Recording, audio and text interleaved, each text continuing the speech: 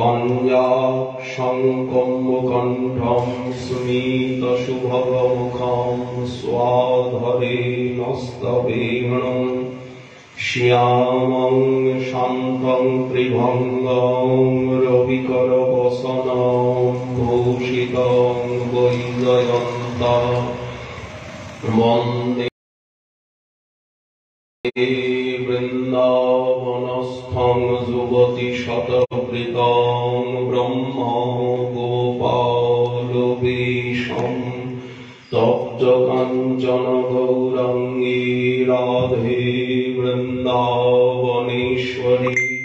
वृषभानुसुते देवी त्वां नमामि हरिप्रिये मूकं करोति वाचालं पङ्गुं लङ्घयते गिरिं यत्कृपातमहं वन्दे परमानन्दमाधवं वाञ्छाकल्पतरुभ्यश्च कृपा सिन्धुभ्यैव च पतितानां पावनेभ्यो वैष्णवेभ्यो नमो नमः।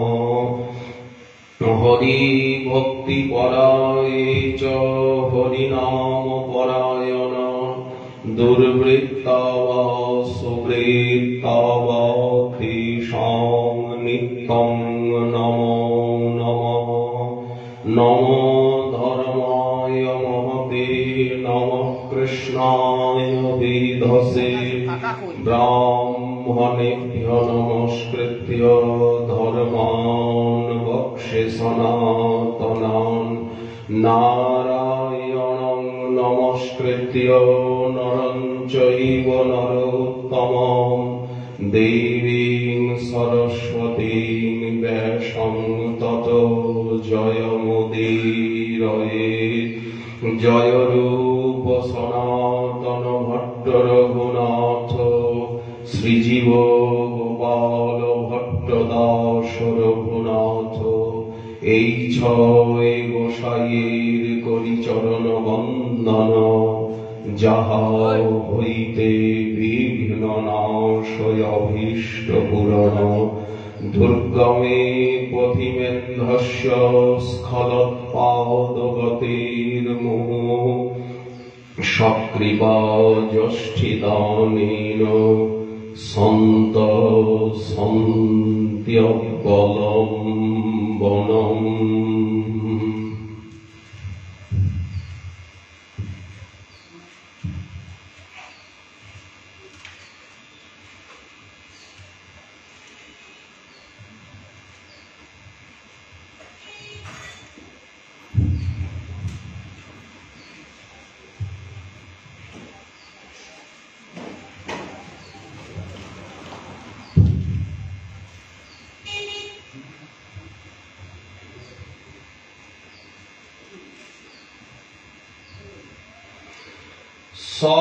सजियात् कृष्ण चैतन्य श्रीरथाग्रे नर्तजः येनासीत् जगतां चित्रं जगन्नाथोऽपि विस्मितः कलियुग पावनावतार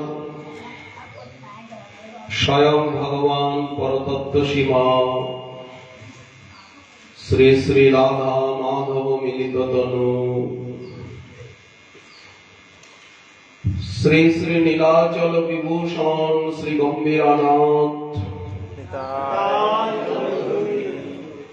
सचल ब्रह्म आनंद कंद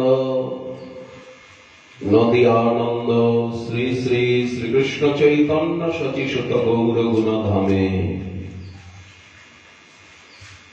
परम अंतरंग प्रिय पार्षद प्रवर गौरीय वैष्णवाचार्य वर्ज्य परम पूज्यपाद श्रील कृष्णदास कविराज गोस्वामी चरण তিনি তার শ্রী শ্রী চৈতন্য চরিতামৃত মহাগ্রন্থ মধ্যে শ্রীমন মহাপ্রভুর রথাগ্র নর্তন লীলা, যা আজকের এই শুভ তিথিতে অনুষ্ঠিত হচ্ছে, সেই লীলা মাধুরীর সাক্ষাৎ দ্রষ্টা পুরুষ মহর্ষি প্রবর শ্রী রাধাকুণ্ড বাস্তব্য শ্রীল রঘুনাথ দাস গোস্বামী চরণের শ্রীমুখে শ্রবণ করে এবং ভাব নেত্রে অবলোকন করে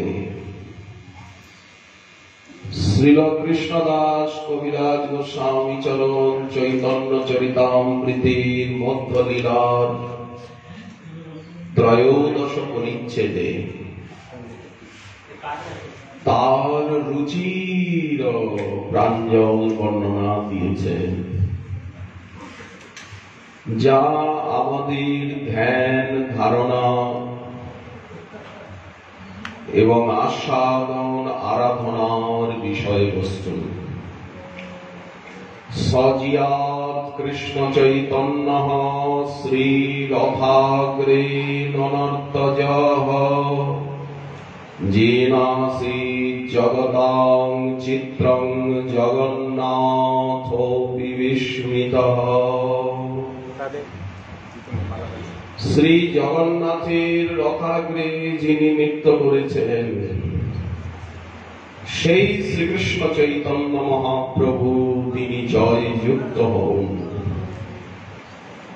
তার সেই নৃত্য দেখে সমস্ত জগৎ এবং স্বয়ং জগন্নাথ পর্যন্ত বিস্মিত হয়েছেন। জয় জয় শ্রীকৃষ্ণ চৈতন্য জয় নিত্যানন্দ, জয় অদ্বৈত চন্দ্র জয় গৌর ভক্তবৃন্দ। জয় শ্রোতাগণ শুন করি এক মন, রথযাত্রায় নিত্য প্রভুর পরম মোহন। আর দিন মহাপ্রভু হইয়া সাবধান, রাত্রে উঠি গণসঙ্গে কইল প্রাতঃ স্নান। আজকে শ্রীমন মহাপ্রভু ভক্তগণকে বলে রেখেছিলেন যে সকলকে ব্রাহ্ম মুহূর্তে স্নান করে এবং মন্ত্র আদি স্মরণ পূর্বক নিত্য নিয়ম সমাপন পূর্বক সকলে এই কাশী মিশ্রালয়ে দয়া করে আসবেন। রাত্রে উঠি গণসঙ্গে কইলা প্রাতঃ স্নান। আজকে একটু বেশি রাত্রে মহাপ্রভু উঠেছেন।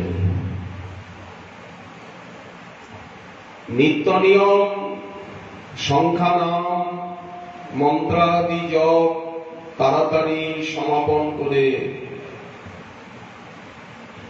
পাণ্ডু বিজয় দেখিবারে করিল গমন।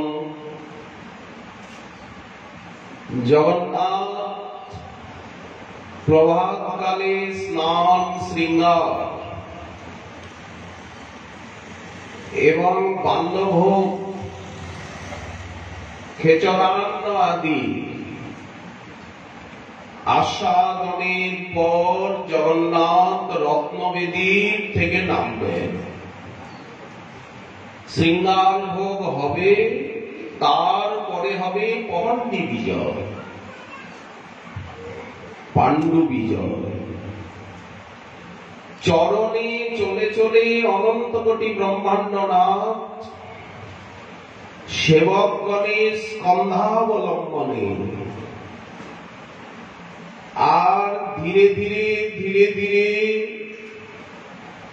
তুলার গদির উপরে পুষ্পের উপরে চরণ রেখে রেখে রেখে রেখে গজেন্দ্র গমনে নৃত্য স্তুতি প্রার্থনা প্রণতি নানা বাদ্যযন্ত্র দেবী দাসীগণের নৃত্য বিবিধ অপ্রাকৃত মহৈশ্বর্য প্রকাশন পূর্বক শ্রী প্রভু বড়দেউর শ্রীমন্দির হতে এসে আর রথারূঢ় হবেন। এই যে অনুষ্ঠান, একে বলা হয় পহণ্ডি বিজয় বা পাণ্ডু বিজয়।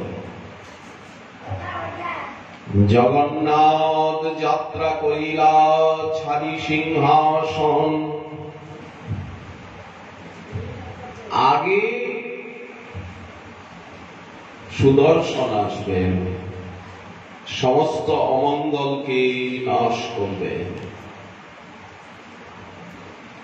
তারপরে শ্রী বলভদ্রদেব বটঠাকুর, তিনি হেলে দুলে আসবেন। এই পহণ্ডি বিজয় দেখবার জন্য রাত্রের থেকে পঙ্ক্তিবদ্ধ হয়ে শ্রীমন্দিরে অপেক্ষা করতে হয়। বিরাট লাইন, টিকিট লাগে। সেকালের দিনে রাজার সেবা ছিল আরো সুন্দর, আরো ঐশ্বর্য, আরো সুশৃঙ্খলা। বর্তমান এখন মহাপ্রভুর প্রকট লীলা কাল। সমস্ত দেবতা, মুনি, ঋষি, ব্রহ্মাণ্ডস্থ সকলে, এমনকি বৈকুণ্ঠাদির পার্ষদগণ নররূপ ধারণ করে এই লীলা দর্শনে অভিলাষী। আজ সচল জগন্নাথ, অচল জগন্নাথ এক সঙ্গে লীলায়িত এই মধুর লীলাঞ্চলে মহাপ্রভু সমস্ত পার্ষদগণকে নিয়ে সেই পহণ্ডি বিজয় দর্শন করছেন। বর্তমান যেখানে আনন্দবাজার, তারই আনন্দবাজারে প্রবেশ পথে এখনো গজপতি প্রতাপ রুদ্রদেবের স্থাপিত মহাপ্রভুর আসন এবং সন্ন্যাস মূর্তি। আজ ৫৫০ বছর পুরাতন মহাপ্রভুর সন্ন্যাস মূর্তি গজপতি প্রতাপ রুদ্রদেবের স্বহস্তে স্থাপিত সেই স্থানে বিরাজমান, যেখানে দাঁড়িয়ে মহাপ্রভু পহণ্ডি বিজয় লীলা দর্শন করছেন। নিশ্চয়ই আপনারা শ্রী জগন্নাথ পুরী, যেখানে নিত্য লীলা মহাপ্রভু, সেখানে প্রত্যেকটি স্থান এবং মহাপ্রভুর লীলানুভূতি প্রাপ্ত হওয়ার নিমিত্ত খুঁটিয়ে খুঁটিয়ে স্থানগুলিকে গুরু বৈষ্ণবের আনুগত্যে দর্শন করেছেন। তা না হলে কিন্তু বঞ্চিত হতে হবে। গজপতি প্রতাপ রুদ্রদেবের স্বহস্তে স্থাপিত আজ ৫৫০ বছরের প্রাচীন মহাপ্রভুর যে সন্ন্যাস শ্রীমূর্তি, ওখানে যে আনন্দবাজারে মন্দিরের থেকে মহাপ্রভুর শ্রীপাদ পদ্ম চিহ্নের থেকে সোজা আগিয়ে গিয়ে যে আনন্দবাজারে প্রবেশের দ্বার, যেখান দিয়ে জগন্নাথ স্নান যাত্রার সময় আনন্দবাজারের ভিতর দিয়ে সেই স্নান বেদিতে যান, সেই দ্বারেরই বাম পাশে মহাপ্রভুর আসন। সেই চক্রবের বা কুর্মবেদের ভিতরে মহাপ্রভুর সন্ন্যাস মূর্তি গজপতি প্রতাপ রুদ্রদেবের প্রাণধন, প্রাণনাথ, প্রাণবল্লভ রূপে সেবিত হচ্ছে। এছাড়া দক্ষিণ দরজায় যেখানে সুয়ার, মহাসুয়ার গণের বৈঠক স্থান, জগন্নাথের রসুই সেবক যারা, সেখানে অতি প্রাচীনতম সুন্দর ভুবনমোহন সুগঠন মহাপ্রভুর সরবজ মূর্তি বিদ্যমান এবং শ্রীমন্দিরে গরুড় স্তম্ভ যেখানে, শ্রী জগমোহনের প্রস্তরগুলি সব কষ্টিক পাথর দিয়ে তৈরি, ঘন কৃষ্ণবর্ণ। মহারাজ অনঙ্গ ভীমদেব গজপতি তিনি এই মন্দিরের নির্মাতা। এই স্থানে সময়ে সময়ে মন্দিরকে সংস্কার করতে হয়েছে। বর্তমান যে মন্দির সেটি প্রায় 750-800 বছরের প্রাচীন। গজপতি উৎকল নরেশ অনঙ্গ ভীমদেব তিনি এই মন্দিরের প্রতিষ্ঠাতা। প্রাচীন হয়ে গেলে মন্দির জীর্ণ হয়ে যায়, তখন আবার সংস্কার করে করতে হয়। অক্ষত অবিকৃত প্রত্যেকটি এই মন্দিরের প্রত্যেকটি শিলা, প্রত্যেকটি স্থান, নীলাচলের প্রত্যেকটি অলিগলি, প্রত্যেকটি স্থান, প্রত্যেকটি বালুকণা মহাপ্রভুর চরণরজ। এই অনুভূতি লাভ করা গৌড়ীয় বৈষ্ণবের একান্ত প্রয়োজন। আমাদের সম্প্রদায়ের প্রস্তাবিকা, আমাদের সম্প্রদায়ের শিলান্যাস, আমাদের সম্প্রদায়ে এই যে ব্রজরস উপাসনা, ব্রজরস ভাবনা, রাধা মাধবের আরাধনা, এর আচার প্রচার, আস্বাদন এবং বিতরণ লীলা মহাপ্রভু শ্রীধাম নীলাচলে বসেই করেছেন 18টি বছর। অষ্টাদশ বর্ষ প্রভুর নীলাচলে স্থিতি। নবদ্বীপে তো বেশিরভাগ সময় প্রভুর বাল্যলীলায়, কৌমার চাবল্যে, অধ্যয়ন লীলায়, অধ্যাপনা লীলায়, দিগ্বিজয়ী জয় লীলায়, বিলাসী লীলায়, লক্ষ্মীপ্রিয়া বিষ্ণুপ্রিয়া ভগবতী মহালক্ষ্মীর পাণিগ্রহণ লীলায়, পূর্ববঙ্গ গমন লীলায়, তারপরে গয়ায় দীক্ষা গ্রহণ, পিতৃশ্রাদ্ধ, পিণ্ডদান লীলায়, তারপরে শেষে 22 বছর এইভাবে মহাপ্রভুর এই লীলায় নবদ্বীপে কেটে গেছে। এই 22 বছরের শেষে মহাপ্রভুর দীক্ষা গ্রহণ লীলা, তারপরে গয়ায় এসে ভক্ত ভাবে, দাসানুদাস ভাবে, ভক্তের সেবক সঙ্গী, ভক্ত কৃপা অভিলাষী ভাবে, কৃষ্ণ দাসানুদাস ভাবে, শেষে সংকীর্তন বিহারী রূপে আত্মপ্রকাশ। কাজী উদ্ধার শ্রী নিত্যানন্দ মিলন,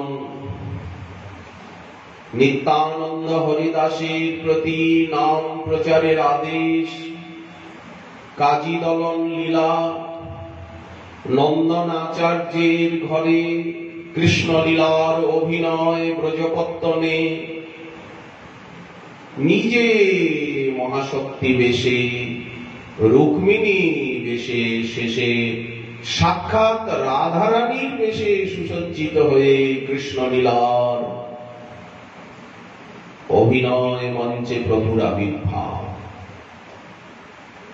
এই যে গীতিনাট্য এবং কৃষ্ণলীলার নাটক স্বয়ং মহাপ্রভু রাধা সেজে অভিনয় করলেন। আমাদের সম্প্রদায়ে যে গীতিনাট্য এবং নাটক, এর স্বয়ং প্রকাশক আবিষ্কারক শ্রীমৎ মহাপ্রভু এই নন্দনাচার্যের গৃহে কৃষ্ণলীলা অভিনয়ে নিজে রাধারানী সেজে আদ্যা শক্তির ভাবে লীলা করলেন। তারপরে 1 বৎসর ব্যাপী মহাসংকীর্তন রাত্রে রাত্রে রাত্রে রাত্রে শ্রীবাসের ভবনে 7 প্রহরিয়া ভাব। তারপরেই প্রভুর সন্ন্যাস লীলা। তো নবদ্বীপে যে মহাপ্রভুর ভগবত ভাবে লীলা,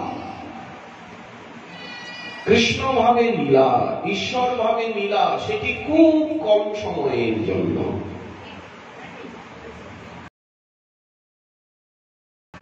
কিন্তু সন্ন্যাসের পরে 24টি বৎসর রাধা ভাবে বিভাবিত হয়ে 3 বাঞ্ছা প্রপূরণের আকাঙ্ক্ষায় এবং সম্প্রদায় সংরক্ষণ, সম্প্রদায় সৃজন, এটি সন্ন্যাসোত্তর লীলাতেই মহাপ্রভু প্রকাশ করেছিলেন। যেমন সমগ্র ভারতবর্ষে হরিনামের প্রচার, নামাশ্রয়া ভক্তির প্রচার, যাতে ভবিষ্যতে বিশ্বব্যাপী হরিনামের প্রচার হয়, শুদ্ধ ভক্তির, সদাচারের, সিদ্ধান্তের সেবা পৃথিবীতে আছে যত নগরাদি গ্রাম, সর্বত্র সঞ্চার হইবে মোর নাম। সারা বিশ্বে মহাপ্রভুর সর্বত্র মন্দির হবে, সর্বত্র সবাই গৌর মন্ত্রে দীক্ষিত হবে, গৌরাঙ্গের উপাসক হবে, সর্বত্র মহামন্ত্রের মহাসংকীর্তন হবে গৌর নামের, রাধা নামের। দেখুন আজ সেই বাণী সত্য হচ্ছে।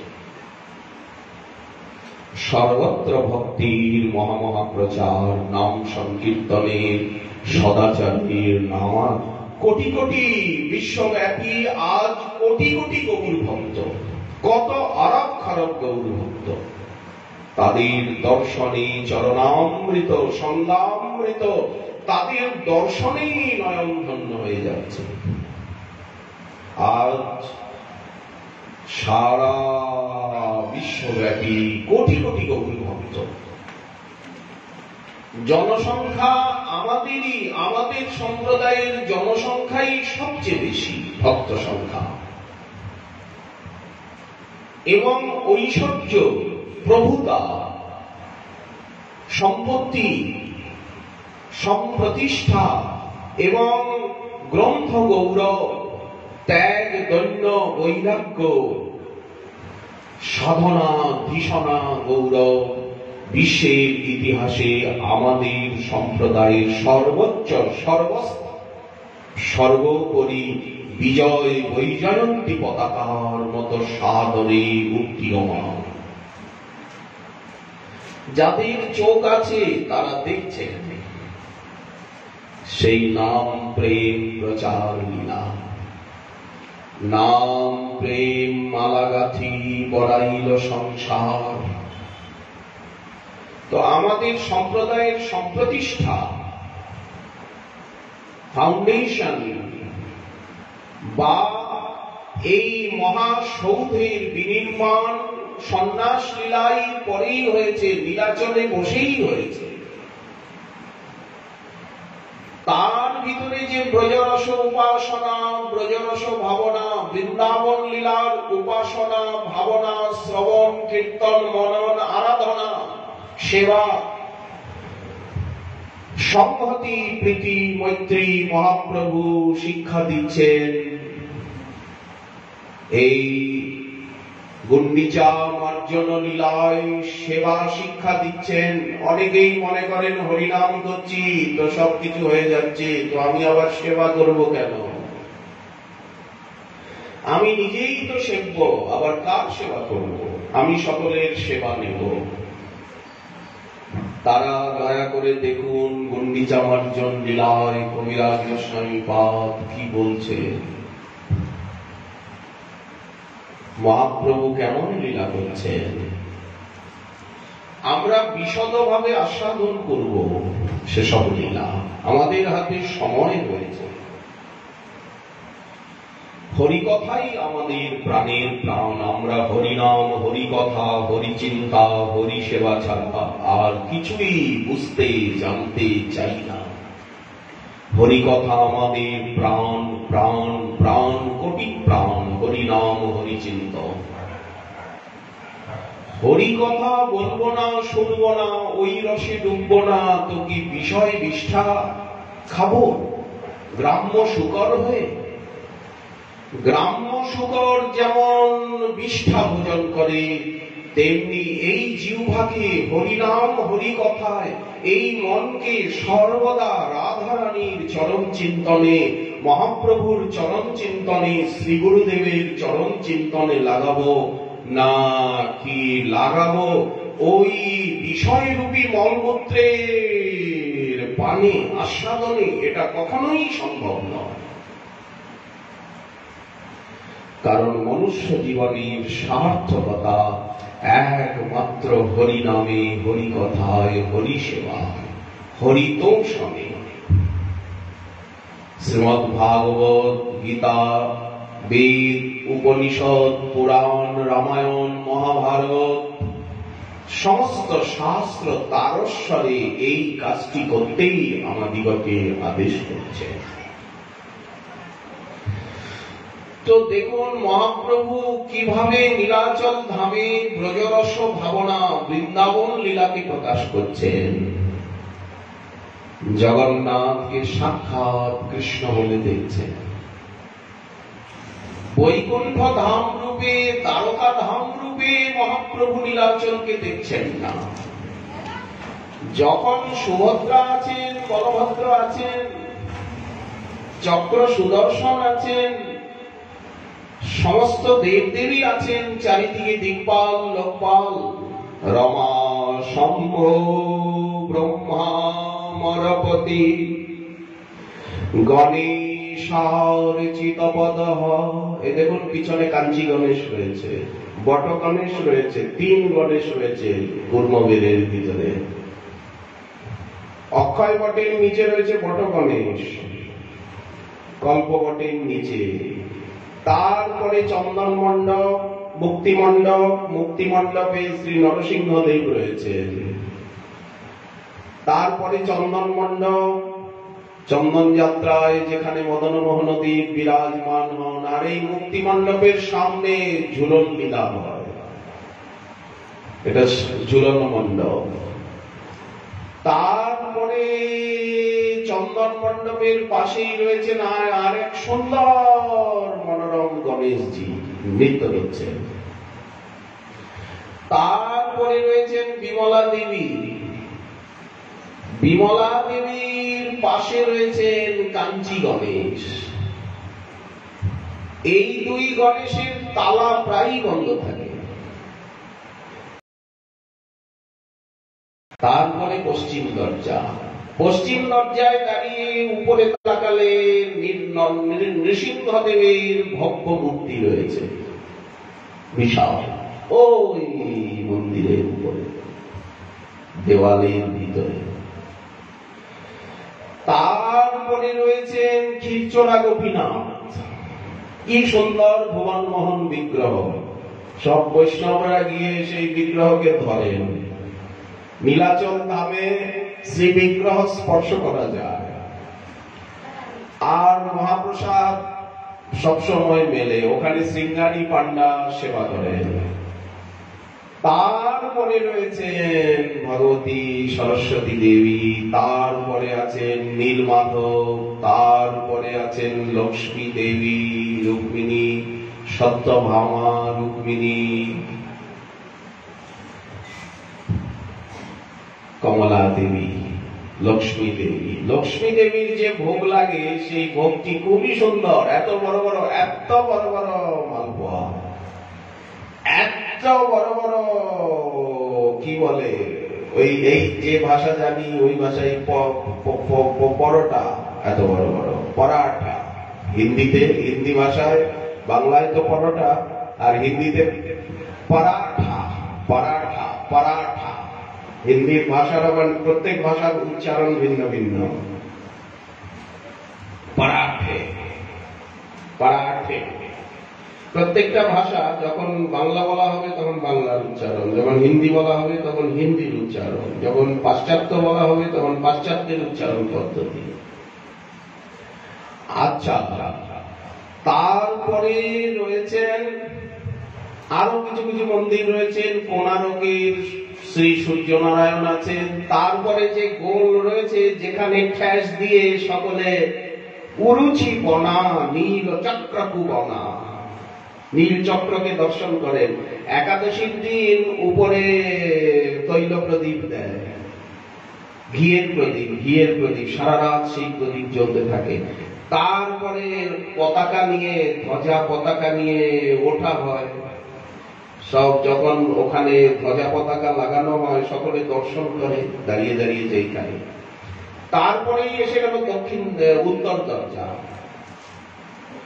উত্তর দরজা, উত্তর দরজাকে ছাড়লেই উত্তর দরজার ওই বাইরের যে অংশটা তাকে বলে লক্ষ্মী বাজার। ঠিক সিংহদ্বারের পরে সবজি বাজার রয়েছে, একেবারে পূর্বদ্বারের একটু আগে সিংহদ্বারের থেকে একেবারে উত্তর দ্বার অব্দি অর্ধচন্দ্রাকারে সবজি বাজার, ওকে লক্ষ্মী বাজার বলে।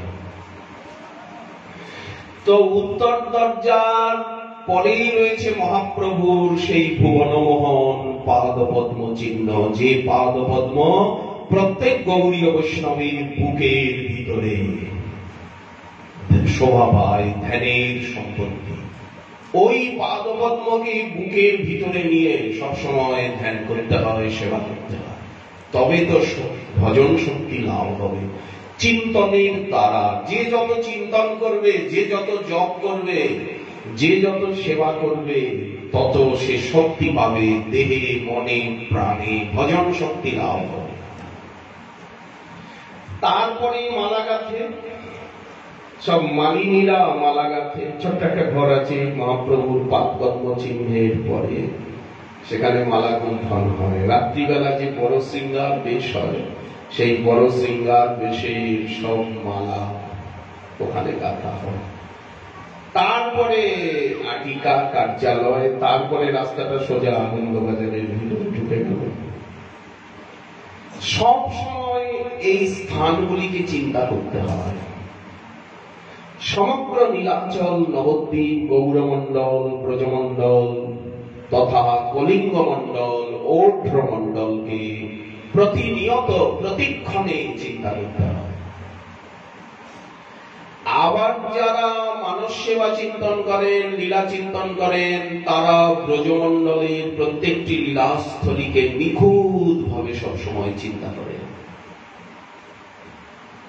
যত চিন্তা করা যাবে তত চিন্তন শক্তি বাড়বে এবং এক জায়গায় বসেই সব জায়গাকে দেখা যাবে। যখন প্রভু কৃপা করবেন এক জায়গায় বসেই চোখ মেলেই দেখা যাবে, চোখ বন্ধ করারও দরকার হবে না। এটাই হচ্ছে ধামের কৃপা, শ্রী গুরু বৈষ্ণবের কৃপা, অভীষ্টের কৃপা। যাকে এসব বহিরঙ্গ কথা, এই কথাগুলিকে শুকনো পাতার মতো এক পাশে করে দিন। শুকনো পাতা যেমন ঝড়ের পরে লোকে সকালবেলা এক পাশে করে দেয়, রথযাত্রায় নিত্য প্রভুর পরম মোহন। আসুন, আমরা আমাদের জীবনে সময় খুব কম, প্রত্যেকেই আমরা মৃত্যুর দিকে এগিয়ে যাচ্ছি। গঙ্গা যেমন সাগরের দিকে এগিয়ে যাচ্ছে, গঙ্গা যেমন যত কাকদ্বীপ, নামখানা, কচুবেরিয়া স্থানগুলো মুখস্থ রাখতে হয়। ঘোড়ামারা, পাথর প্রতিমা, কুলতলি, বাসন্তী,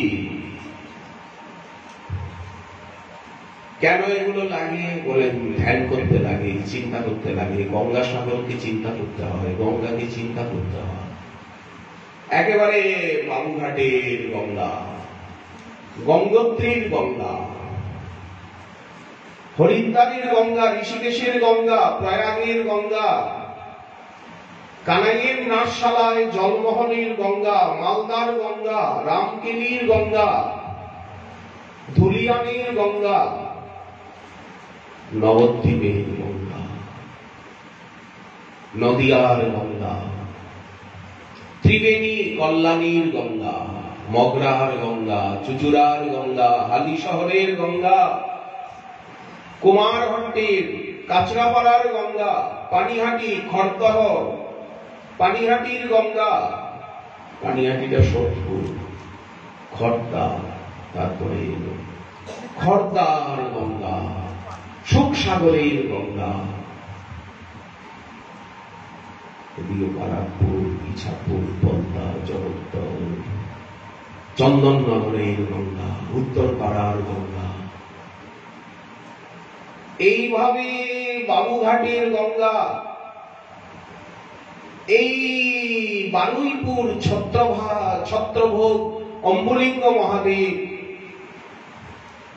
সেখানের গঙ্গা, সাগরের গঙ্গা। এইভাবে গঙ্গাকে ধ্যান করতে হয়, যমুনাকে ধ্যান করতে হয়, সরস্বতীকে ধ্যান করতে হয়।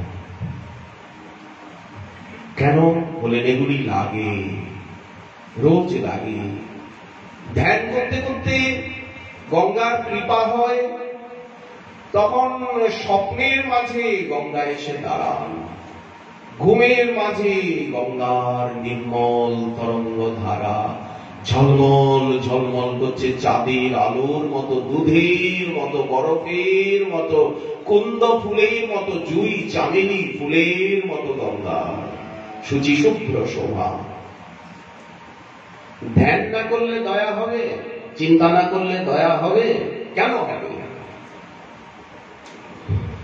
আসুন এইসব বহিরঙ্গ কথায় পাণ্ডব বিজয় দেখিবারে করিল গমন, জগন্নাথ যাত্রা কইলা ছাড়ি সিংহাসন,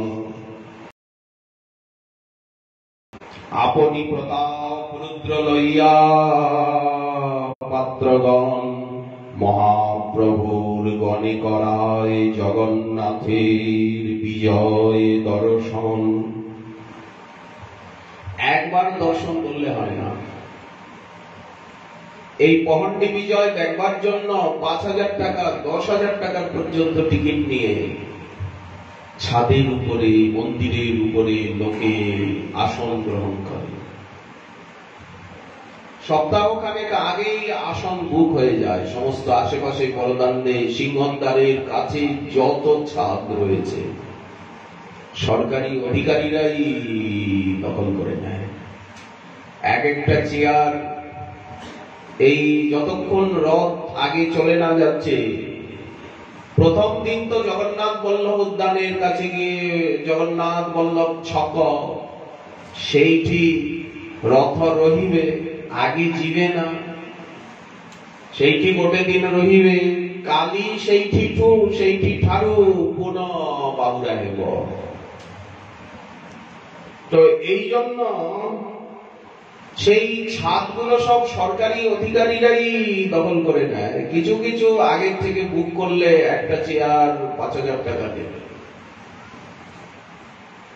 আজ থেকে ২ বছর আগেই ৫-৭,০০০ টাকা ছিল, এখন নিশ্চয়ই বেশি হয়ে। এই পহণ্ডি বিজয় লীলা দেখা। আপনি প্রতাপ রুদ্র লইয়া ভক্তগণ, মহাপ্রভু পাত্রগণ, মহাপ্রভু গণে করায় গজপতি প্রতাপ রুদ্রদেব মহাপ্রভুকে দেখাচ্ছেন, মানে উনি দূরে আছেন, উনি ব্যবস্থা করেছেন। নিত্যানন্দ অদ্বৈত আদি সঙ্গে ভক্তগণ। আমরা বললাম আজ থেকে ৫৫০ বছরের আগে গজপতি প্রতাপ রুদ্রদেবের স্থাপিত মহাপ্রভুর সন্ন্যাস মূর্তি শ্রীবিগ্রহ রয়েছে আনন্দবাজারে ঢোকবার ঠিক ডান দিকে। অদ্বৈত নিতাই আদি সঙ্গে ভক্তগণ সুখে মহাপ্রভু দেখেন ঈশ্বর গমন। ব্যাখ্যা করতে গেলে আমরা এগোবো না। বাংলা ভাষা ব্যাখ্যা করার কোনো দরকার হয় না, যেখানে মাতৃভাষা সেখানে ব্যাখ্যা লাগে না। বলিষ্ঠ দৈতাগণ যেন মত্ত হাতি, বিশ্বাবসুর শবরের বংশধর যারা, তারা এখন এই সেবা করেন। এদেরকেই দৈতা বলা হয়, দৈতাপতি বলা হয়। তারা বলিষ্ঠ, একেবারে সোনার বড় বড় চেন আর নানা রঙের কাপড়, নীল, গোলাপি, লাল সব পট্টবস্ত্র পরে দৈতাপতি, আর গলায় কত সোনার মালা, একেবারে তাম্বুল চর্পণ করতে করতে সেই রকম দিব্য দর্শন।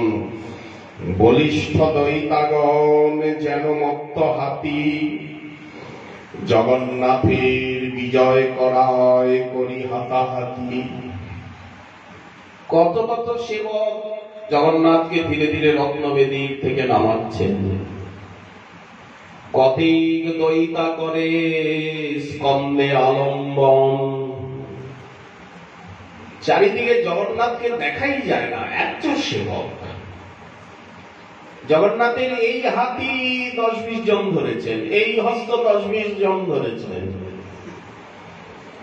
সামনে পিছনে জগন্নাথ মাঝখানে।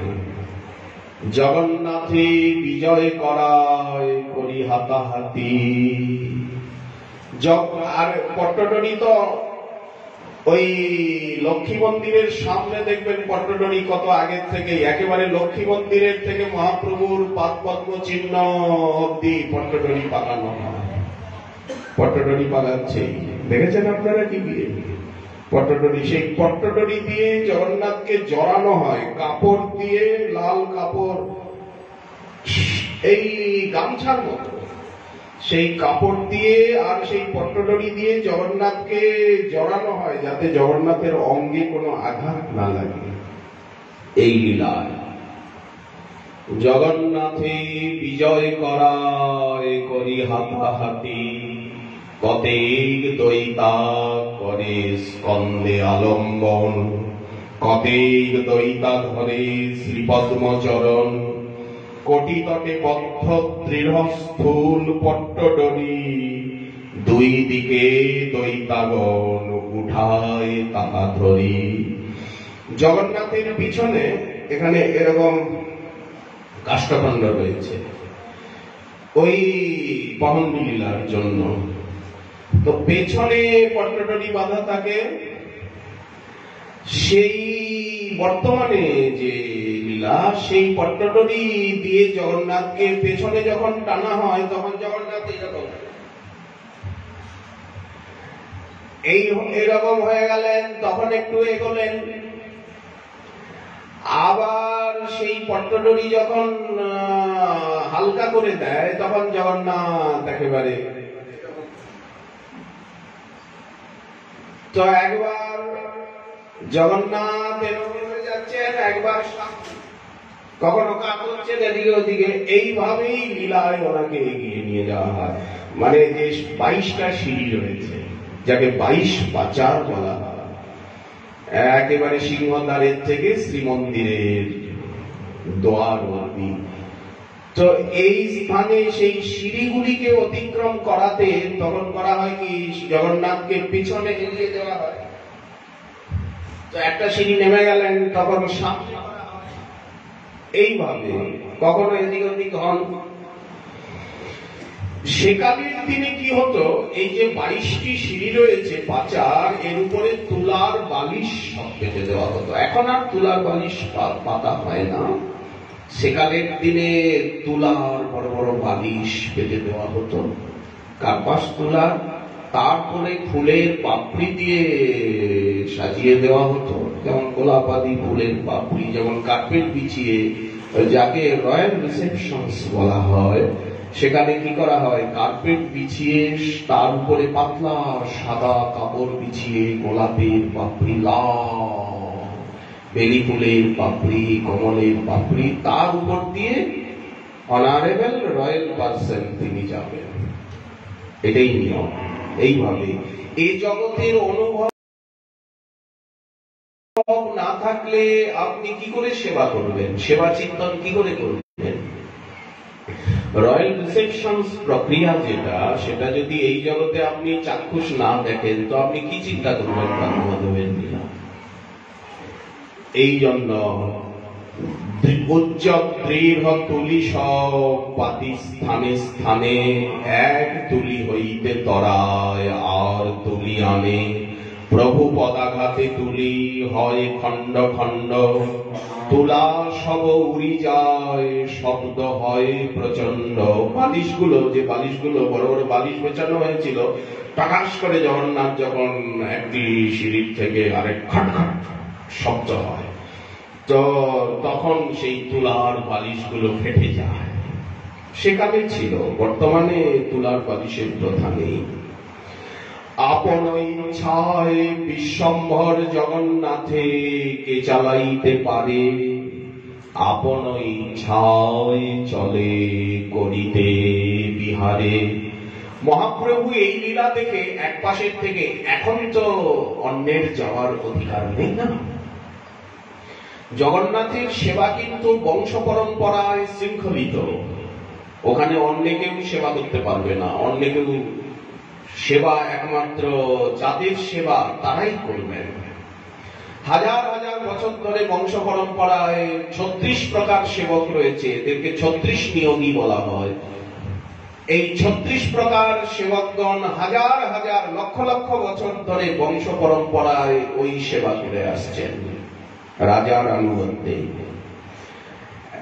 47-এর আগ পর্যন্ত রাজতন্ত্র ছিল ভারতে, 47-এর পরে রিপাবলিক ইন্ডিয়া হলো, কিন্তু এখনো পুরীতে রাজবংশ রয়েছেন। বর্তমান যে গজপতি রয়েছেন, গজপতি দিব্যসিংহদেব, আমরা ওনার সঙ্গে এক মঞ্চে বসেছি, ওনার পাশে বসেছি। মহাপ্রভুর সন্ন্যাসীর 500 বৎসর প্রপূর্তি উপলক্ষে শ্রদ্ধাবালিতে যে অনুষ্ঠান হয়েছিল, তাতে মহারাজ দিব্যসিংহদেব এসে বসতেন, আর আমরা গোল হয়ে অর্ধচন্দ্রাকারে প্রত্যেক দিন সভা হতো, আলোচনা সভা। ভারতবর্ষের প্রখ্যাত গৌর ভক্তবৃন্দ, বিদ্বান মনীষী মহানুভবগণকে, মহান্তগণ, প্রভু সন্তান সকলকে আহ্বান করা হয়েছিল সেই মঞ্চে। মহাপ্রভু মণিমা মণিমা করে ধ্বনি, নানাবাদ্য কোলাহলে কিছুই না শুনি। মহাপ্রভু বলছেন, বাবা কি মহিমা, চমৎকার চমৎকার। মহাপ্রভু সেবা প্রিয়, বাবা বলিহারি কি মহিমা, কি মহিমা, কি মহিমা, কি ঐশ্বর্য, কি মাধুর্য, কি সৌন্দর্য, কি শক্তি, কি আকর্ষণ। রথযাত্রায় নীলাচলে না গেলে যে কত ভক্ত আছেন বিশ্বে বোঝা যায় না। একেবারে মাছির মতো মানুষ, মাছির মতো মানুষ। আবার যেমন এই যাত্রায়, আবার বাহুরা যাত্রায়ও একেবারে মানুষে। আমরা তো ভয়ে বড়দান্ডে যেতে পারি না, ওই ছাদের উপরে আসন নিয়ে, সে 5,000 টাকাই লাগুক, 10,000 টাকা তো ভক্তেরা দেবে। টাকা কি আমার কামানো? ভক্তেরা দেবে, ভক্তেরা দিচ্ছে। সেটা সাধনে লাগানো, সেবায় লাগানো। 1 টাকাও হাতে এলে সেটা সাধনে লাগাতে হবে, সেবায় লাগাতে হবে, যজ্ঞস্থানে বিনিয়োগ হবে, ইন্ট্রোডিউস যজ্ঞস্থানে যোগ্য ব্যক্তিকে দিতে হবে। একটা গরিব অসহায়, তাকে চুরি করে গোপনে দিতে হবে টাকা, কেউ জানবে না। তবেই তো ভজনে লাগাতে হবে, সেবায় লাগাতে হবে, তবেই তো অর্থের সার্থকতা। তা না হলে কি কোনো সার্থকতাই নেই, বেকার কতগুলি টাকা জমানো, উৎপাদ। কৃপণ যারা, তারা হচ্ছে অভিশপ্ত। কৃপণদের মুখ দেখতে নেই, ওরা একটা অভিশপ্ত জীব। নানাবাদ্য কোলাহলে কিছুই না শুনি, তবে প্রতাপ রুদ্র করেন। উঠে গেলেন বলভদ্র, উঠলেন। ভগবতী সুভদ্রা দেবী উঠে গেলেন। সুভদ্রা দেবীর পাশেই সুদর্শন আছে। সুভদ্রা দেবীর পাশে সুদর্শন, সুদর্শন ওখানে লম্বা, এত বড় সুদর্শন।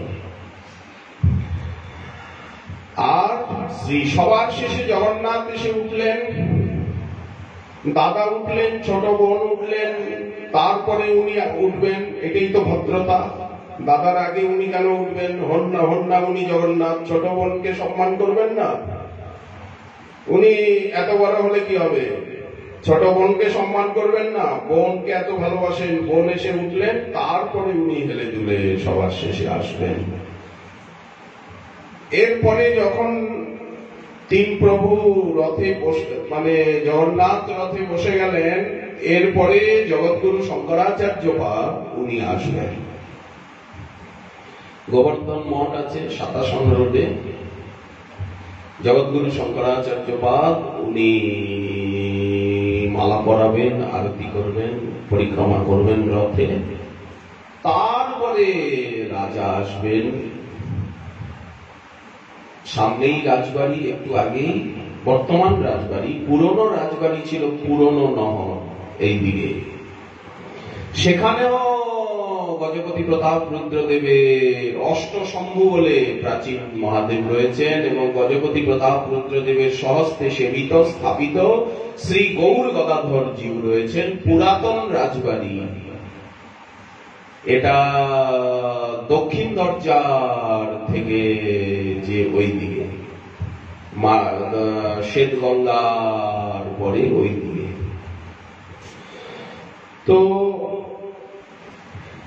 রাজা প্রতাপরুদ্রদেব গজপতি তিনি সুবর্ণ সোনার ঝাড়ু নিয়ে আর আতর জল, চন্দন জল ছিটিয়ে বড়দাণ্ড ঝাড়ু দিচ্ছেন। এখন রাজা দিব্যসিংহদেব বা এখনকার পরম্পরা অনুসারে বড়দাণ্ড ঝাড় দেওয়া হয় না, রথ সোনার ঝাড়ু আছে ঠিকই, চন্দন জল ছেটানো হয়, সবই হয়, কিন্তু সেটা রথের উপরেই হয়। তিনটি রথের উপরেই হয়। বড়দাণ্ড এখন সরকার বড়দাণ্ডকে সাজিয়ে দেয় সুন্দর করে। আর জলের ফোয়ারা, জল তো সবসময় ভেজানো হচ্ছে, সুন্দর চিত্র বিচিত্র করে বড়দাণ্ড বর্তমান উড়িষ্যা গভর্নমেন্ট সাজান। চন্দন জলেতে করে পদ নিষেচন, তুচ্ছ সেবা করে বসি রাজ সিংহাসনে। উত্তম হইয়া রাজা করে তুচ্ছ সেবন, অতএব মহাপ্রভুর কৃপার ভাজন। আচ্ছা, পূজারী সেবার থেকেও কিন্তু যারা ঝাড়ু ঝাড়ু দিচ্ছে, বাসন মাজছে, তাদের মহত্ব বেশি। পূজারীজি ভোগ লাগাচ্ছেন, ঠাকুরের অঙ্গ সেবা করছেন, কিন্তু পূজারীর থেকেও যে নর্দমা পরিষ্কার করছে, নালী পরিষ্কার করছে, সেই সেবকের মহিমা বেশি। কারণ যত তুচ্ছ সেবা করা যাবে তত বেশি কৃপা লাভ হবে। যিনি পাতা ফেলছেন, ঝাড়ু দিচ্ছেন, বাসন মাজছেন, তার মহিমা পূজারীর থেকেও অনেক বেশি। এখানে প্রমাণ। গজপতি প্রতাপ রুদ্রদেব নিজে ঝাড়ু দিচ্ছেন, চন্দন জল সিঞ্চন করছেন সবার সামনে। মহাপ্রভু সুখী হইলা সে সেবা দেখিতে। তো মহাপ্রভুকে সুখ দিতে গেলে সেবা করতে হবে, আবার তুচ্ছ সেবা। মহাপ্রভু সুখী হইলা সে সেবা দেখিতে, মহাপ্রভুর কৃপা হইল সে সেবা হইতে। তখনই মহাপ্রভুর হৃদয় বলে গেছে সেবা দেখে, রাজাকে কৃপা করতে মন হয়েছে। এখন রথের বর্ণনা দিচ্ছেন। জগন্নাথ বলভদ্র দেব রথে উঠে আছেন। রথের সাজনী দেখি রথস্থ হয়েছেন রথারূঢ় প্রভু। এখন প্রভুর সঙ্গে রথের বর্ণনা করা হচ্ছে, রথের ছবি আঁকা হচ্ছে। এটা শব্দচিত্র, শব্দ দিয়ে ছবি আঁকা। যেমন রং দিয়ে ছবি আঁকা যায়, তেমনি শব্দ দিয়ে ও ভাষা দিয়েও ছবি আঁকা যায়। রথের সাজনী দেখি লোকে চমৎকার, নব হেমময় রথ সুমেরু আকার।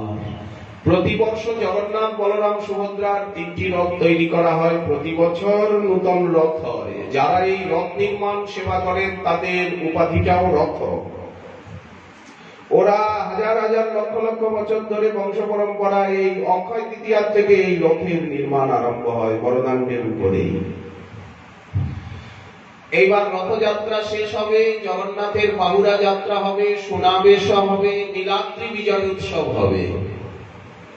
তারপরে সেই যে রথের কাঠ না, সেটা বিক্রি হয়, লোকে নিয়ে গিয়ে বাড়িতে পরিবর্তন করে। এতে রথের খুব মঙ্গলজনক বলে মনে করেন।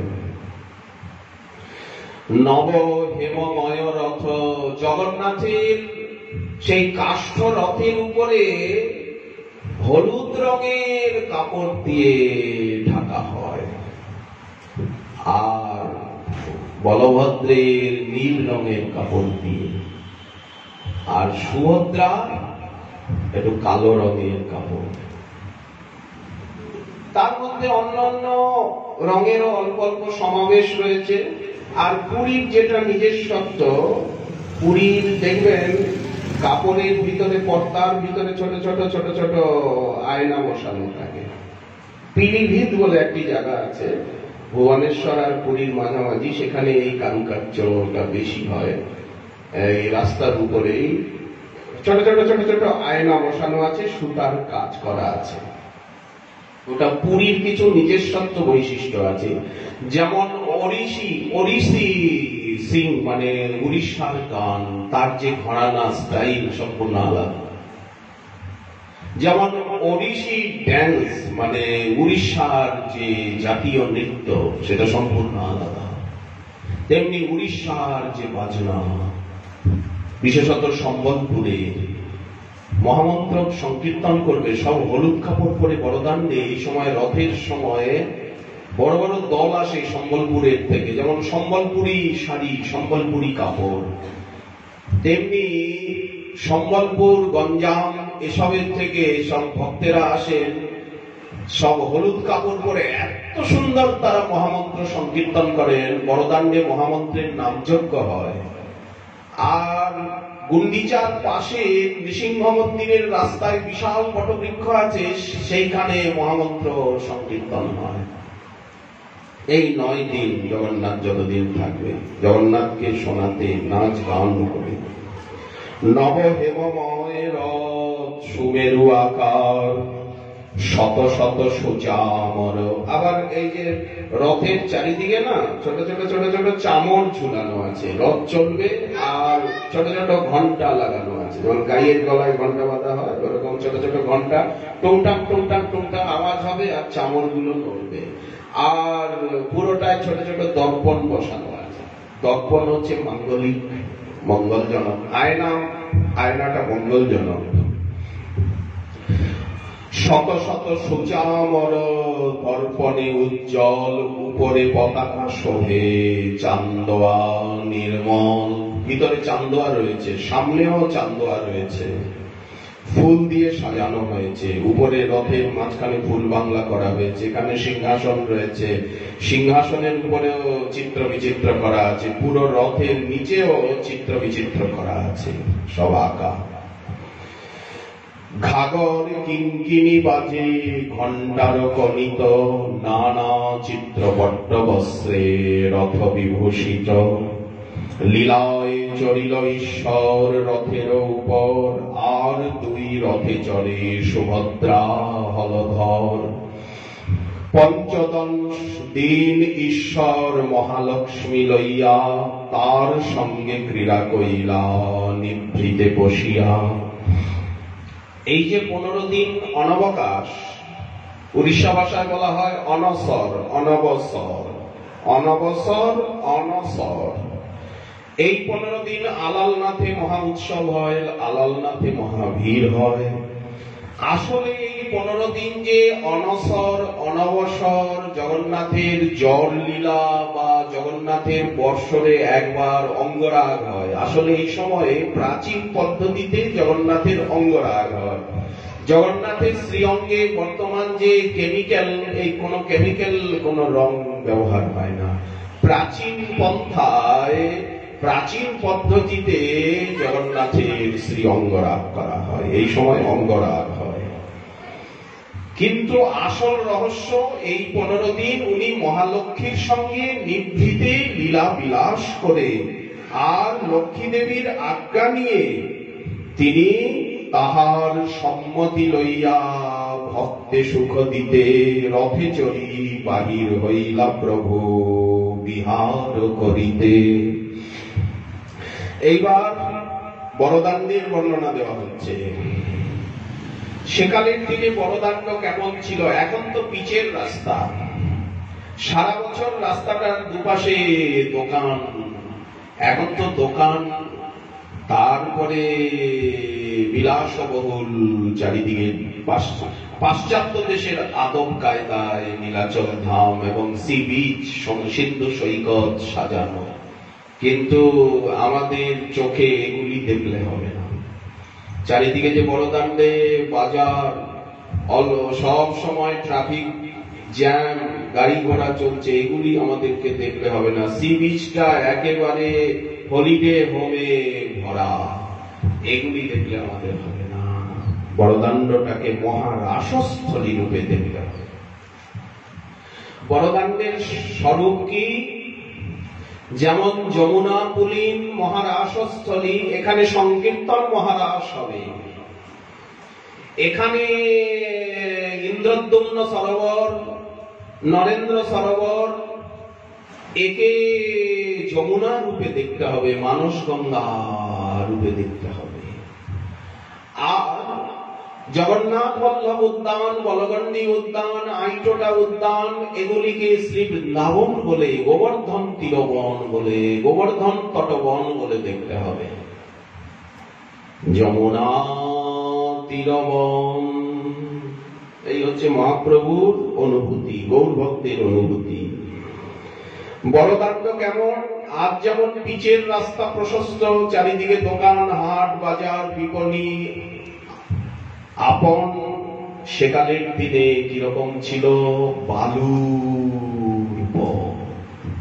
সেকালের দিনে তো স্টোনচি, তারপরে পিচের রাস্তা ভারতে আসেনি, বালুর পথ, সূক্ষ্ম শ্বেত বালুপদ যেন পুলিনের সম।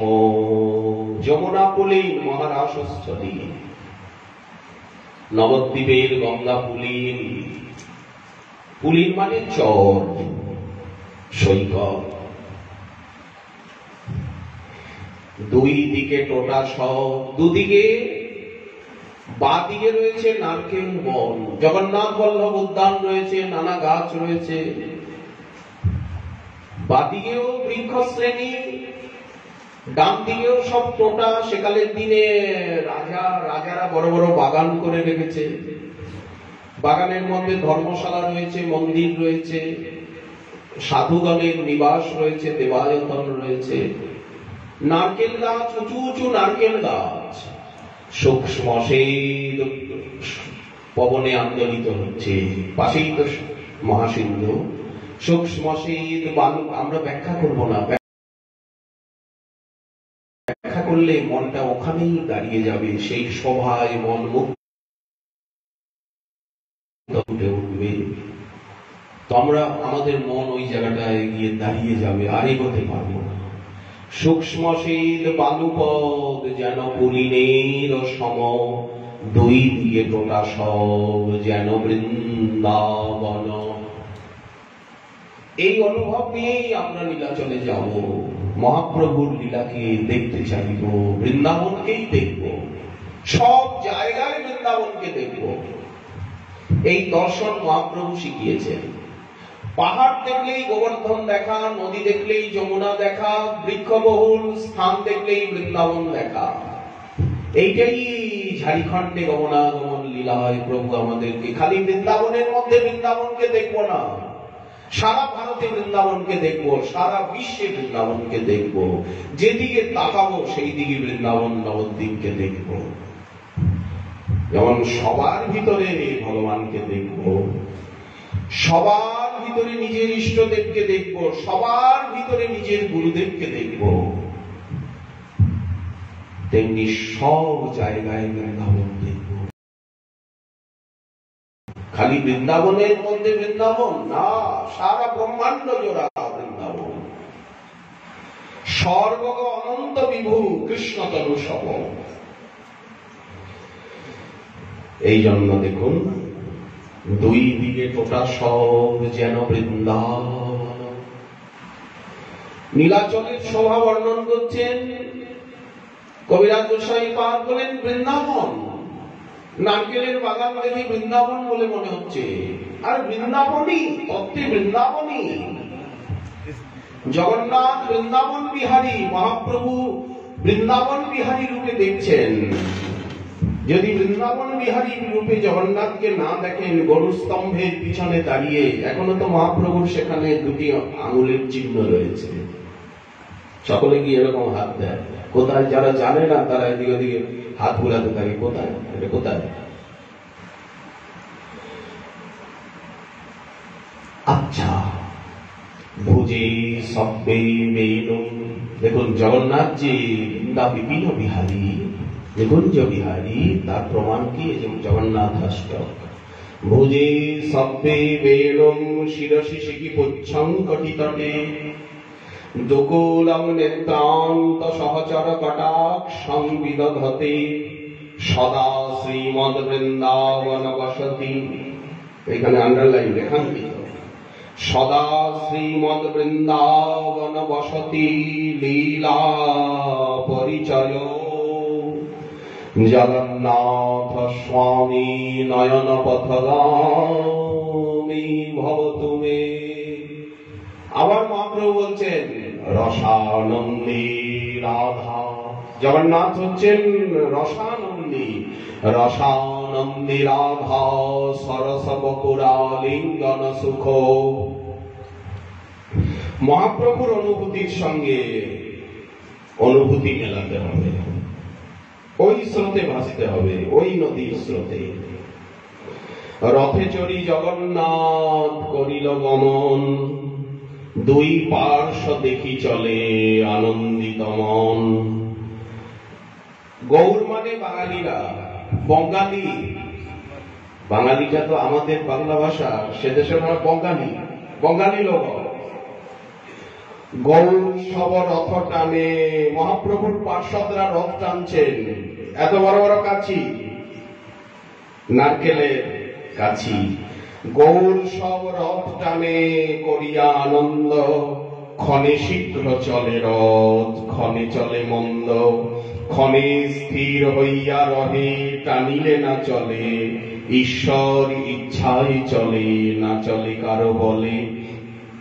এইবার যখন রথের টান আরম্ভ হয়ে গেল, তবে মহাপ্রভু সব লইয়া ভক্তগণ সহস্তে পরাইলা সবে মাল্য চন্দন। মহাপ্রভু নিজে মালা পরাচ্ছেন। আগে শ্রীপাদ নিত্যানন্দকে মালা, আগে পরমানন্দ পুরীকে মালা দিলেন, ব্রহ্মানন্দ ভারতীকে গুরুবর্গকে আগে মালা দিলেন, তারপরে নিতাই চাঁদকে মালা পরালেন, তারপরে অদ্বৈত প্রভুকে মালা পরিয়ে প্রভু আলিঙ্গন করলেন, করজোড়ে প্রতি প্রণাম জানালেন, অবধূতকে বুকে জড়িয়ে ধরলেন। পরমানন্দ পুরী আর ভারতী ব্রহ্মানন্দ শ্রীহস্তে চন্দন পাইয়া বাড়িল আনন্দ। অদ্বৈত আচার্য আর নিত্যানন্দ প্রভু বলছেন, প্রভু এই সেবাটা তো আমার, আমি তো বৈষ্ণবের দাস সেবক। বৈষ্ণবের আদর কেবা জানে, বৈষ্ণব ধাম নিতাই বিনে, আপনি নিতাই ধন লয়ে মালা চন্দন করে প্রিয় বৈষ্ণব সম্ভার। কিন্তু আজ নিতাই চাঁদকে সেবার অধিকার দেননি মহাপ্রভু, নিজে মালা চন্দন করাচ্ছেন, নিজে আলিঙ্গন করছেন, সকলকে প্রতি প্রণাম করছেন। কারণ যিনি ত্রিনাদপি শ্লোকের উপদেষ্টা, তিনি ত্রিনাদপি শ্লোকের আচরণ কর্তা। অদ্বৈত আচার্য আর প্রভু নিত্যানন্দ শ্রীহস্ত স্পর্শে দোহার হইল আনন্দ। কীর্তনিয়া গণে দিলা মাল্য চন্দন, স্বরূপ শ্রীবাস যাহা মুখ্য দুইজন। অনেক কীর্তনিয়া রয়েছেন এখানে, সবাই কীর্তনিয়া। মহাপ্রভুর ভক্ত যারা, সকলে গাইতে জানে, নাচতে জানে, বাজাতে জানে, ঠাকুর সেবা জানে, রন্ধন জানে, নাটক জানে, লিখতে জানে, সর্বসেবায় 64 কলাবিদ্যায় কুশল। দেখুন গৌড়পার্শ্বচরিতাবলী, সকলে 64 কলাবিদ্যায় কুশল, একটা নিয়ে না, সকলে সব বিদ্যা জানে। কিন্তু এই কীর্তনিয়াগণের ভিতরে দুইজনকে প্রভু মুখ্য করলেন, দুই মূর্তিকে, স্বরূপ দামোদর আর শ্রীবাস পণ্ডিত। চারি সম্প্রদায়ে হইল 24 গায়ন, দুই দুই মৃদঙ্গ লইল 8 জন। এই 14টি মৃদঙ্গ বাজবে, 14টি। মহাপ্রভুর 500 বর্ষ উৎসবে 108 মৃদঙ্গ যোগে কীর্তন বেরিয়েছে। এই বসিরহাটে একটা বিরাট উৎসব হতো ইছামতি নদীর তীরে, সেখানে 1008 কীর্তন মৃদঙ্গের সঙ্গে কীর্তন হতো। 1008 মৃদঙ্গে কীর্তন, 108 মৃদঙ্গে কীর্তন। সন্ধ্যারতি হবে, সন্ধ্যারতির সময় 14 মাদলে সন্ধ্যারতি হবে, 14টা খোল বাজবে। আর প্রত্যেকটা খোলের সঙ্গে সঙ্গে দুটো করে করতাল, দুটি শ্রীখোলের সঙ্গে 4টি ছোট করতাল আর একটি বড় ঝপ্প। এই হচ্ছে হিসাব রয়েছে। তাহলে কত খোল বাজবে, কত করতাল বাজবে, কিরকম আওয়াজ হবে, সেই শব্দে বৈষ্ণব পাগল হয়ে যাবে। আর হৃদয়ের যে গ্রন্থি ভববন্ধন সেটা ছিন্ন হয়ে যাবে। সংকীর্তনই তো বল। প্রথম সম্প্রদায়, দ্বিতীয় সম্প্রদায়, তৃতীয় সম্প্রদায়, চতুর্থ সম্প্রদায়, এইরকম আলাদা আলাদা সম্প্রদায় করে দিলেন। এটা গোবিন্দ ঘোষের সম্প্রদায়, এটা মুকুন্দ দত্তের সম্প্রদায়, এটা শ্রীবাস পণ্ডিতের সম্প্রদায়, এটা স্বরূপের সম্প্রদায়, এখানে নীলাচলবাসী রয়েছে। এখানে এই সম্প্রদায়ে হরিদাস ঠাকুর নাচবেন, এই সম্প্রদায় বক্রেশ্বর নৃত্য করবেন। কুলিন গ্রামবাসীর সঙ্গে এক কীর্তনিয়া সমাজ রয়েছে, কুলিন গ্রামের কীর্তনিয়া সমাজ, শ্রীখণ্ডের কীর্তনিয়া সমাজ, শান্তিপুরের কীর্তনিয়া সমাজ, কুমারহট্টির কীর্তনিয়া সমাজ, কাঁচরাপাড়ার কীর্তনিয়া সমাজ, সব কীর্তনিয়া সমাজরা এসেছে। শান্তিপুরের আচার্যের সম্প্রদায়, সেখানে অচ্যুতানন্দ নৃত্য করছে। শ্রীখণ্ডের সম্প্রদায়, সেখানে নরহরি, রঘুনন্দন, চিরঞ্জীব, সুলোচন, মুকুন্দ দাস, তারা সকলে রয়েছে, খণ্ডবাসীরা রয়েছে। জগন্নাথের আগে 4 সম্প্রদায় গায়, দুই পাশে 2 সম্প্রদায়, আর পাশে 1 সম্প্রদায়। জগন্নাথের সামনে 4 সম্প্রদায় কীর্তন করছে, দুই পাশে 2 সম্প্রদায় আর পিছনে 1 সম্প্রদায়। 7 সম্প্রদায়ে বাজে 14 মাদল, 14টি মাদল বাজছে। যার ধ্বনি শুনি বৈষ্ণব। বড় বড় খোল, শান্তিপুরের খোল, শান্তিপুরের মাটিটা খুব ভালো। শান্তিপুরের খোল গঙ্গার পলি দিয়ে তৈরি খোল, মৃদঙ্গ মাটি দিয়ে তৈরি বলে মৃদঙ্গ। আর এমন আওয়াজ হবে, আবার যেটা মাদল সেই খোল আরো বড় লম্বা, বিভিন্ন রকম শিখল রয়েছে। তো 7 সম্প্রদায় বাজে 14 মাদল। যার ধ্বনি শুনি বৈষ্ণব হইল পাগল। খোলকর্তাদের ধ্বনি শুনলে বৈষ্ণব পাগল হয়ে যায়, ভক্তেরা পাগল হয়ে যায়। কে কোথায় লাফ দেবে, কে কোথায় ঝাঁপ দেবে, কোনো জ্ঞানই থাকে না। লীলা প্রকট হয়ে যায়, গৌর লীলা তাদের সামনে প্রকট হয়ে যায়। বৈষ্ণবের ঘটা যেন মেঘ। এই যে এত বড় দাণ্ডে বৈষ্ণব কীর্তনিয়া, এরা যেন মেঘ, আকাশ মেঘাচ্ছন্ন হয়েছে। আর এই যে সংকীর্তন যেন বৃষ্টি, প্রেম বৃষ্টি হচ্ছে। কীর্তনানন্দ সহ বর্ষে নেত্র জল। দেখুন কীর্তনানন্দ আছে আর চোখের জল, ঘামের জলে সকল একেবারে অস্থির। ত্রিভুবন ভরি ওঠে কীর্তনের ধ্বনি। যেমন হরিবাসর কীর্তনে কি এসেছে? ব্রহ্মাণ্ডে উঠিল ধ্বনি পুরিয়া আকাশ ভরে গেল, পৃথিবী কাঁপছে। গুন্ডিচা মার্জনের পরে গুন্ডিচার উদ্যানে যখন মহাপ্রভু নর্তন কীর্তন করছেন, তখন কবিরাজ গোসাই পাদ বলছেন যে এমন লাফঝাপ দিচ্ছেন সকলে যেন ভূমিকম্প হচ্ছে, পৃথিবী কাঁপছে, এমন নৃত্য। বৈষ্ণবের ঘটা মেঘে হইল বাদল, কীর্তনানন্দ সহ বর্ষে নেত্র জল। সকলের চোখে জল, ত্রিভুবন ভরি উঠে কীর্তনের ধ্বনি, অন্নবাদ্যাদির ধ্বনি কিছুই নাহি শুনি। ঘন্টা তো বাজছেই, যখন রথ চলে তখন তো ঘন্টা বাজতে থাকে, কত কত কাসর বাজে, কিন্তু ওই কাসরের ধ্বনি কীর্তনের শব্দের কাছে ফিকা হয়ে গেছে, ফেটে গেছে, কাসর আর শোনা যাচ্ছে না। সাত ঠাই বলে প্রভু হরি হরি বলি। মহাপ্রভু রথকে পরিক্রমা করছেন, রথ চলছে, ওই যে সাত সম্প্রদায়ে যে কীর্তন হচ্ছে না, সাত জায়গায় প্রভু ঘুরছেন, এত তাড়াতাড়ি ঘুরছেন যে কেউ বুঝতে পারছেন না। সাত ভাই প্রভু বলে হরি হরি বলি, জয় জগন্নাথ বলেন হস্ত যুগ তুলি। আর এক শক্তি প্রভু করিলা প্রকাশ, এককালে সাত ভাই করিলা বিলাস। কীর্তন দেখিয়া জগন্নাথ হরষিত, সংকীর্তন দেখে রথ করিয়া স্থগিত। কভু এক মূর্তি হন প্রভু, কভু হন বহু মূর্তি, কার্য অনুরূপ প্রভু প্রকাশ হয়ে শক্তি। পূর্বে জয়ীছে রাসাদি লীলা, কইল বৃন্দাবনে অলৌকিক লীলা গৌর কইল ক্ষণে ক্ষণে।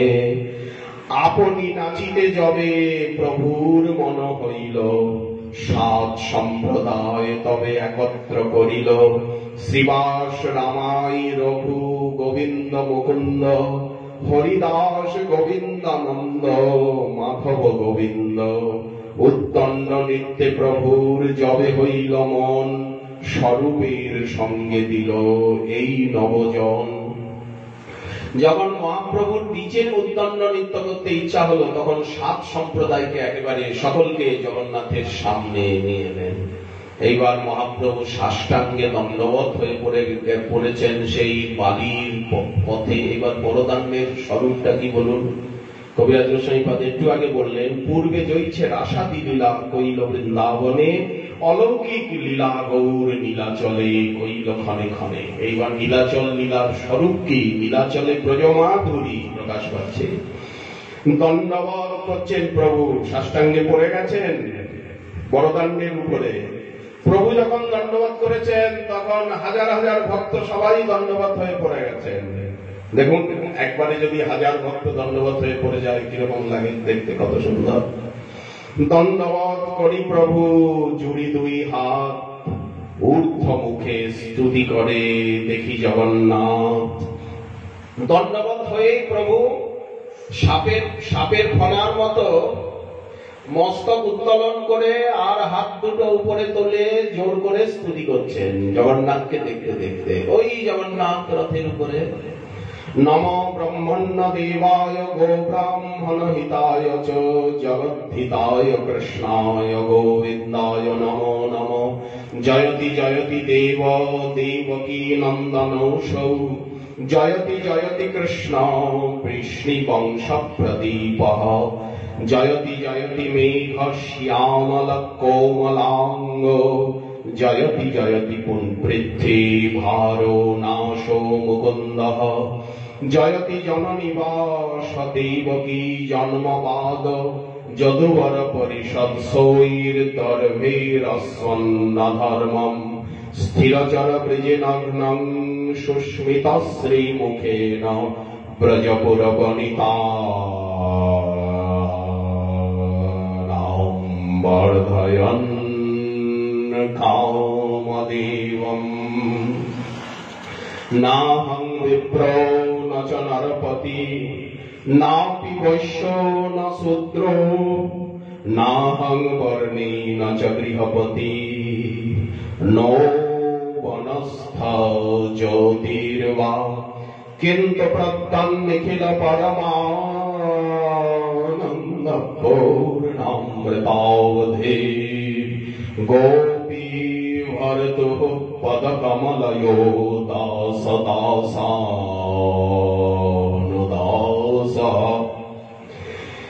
এইরকম কত শ্লোক প্রভু উচ্চারণ করছেন। এত পরিপূর্ণরূপী করিলাম প্রণাম, জোর হাতে ভক্তগণ বন্দে ভগবান।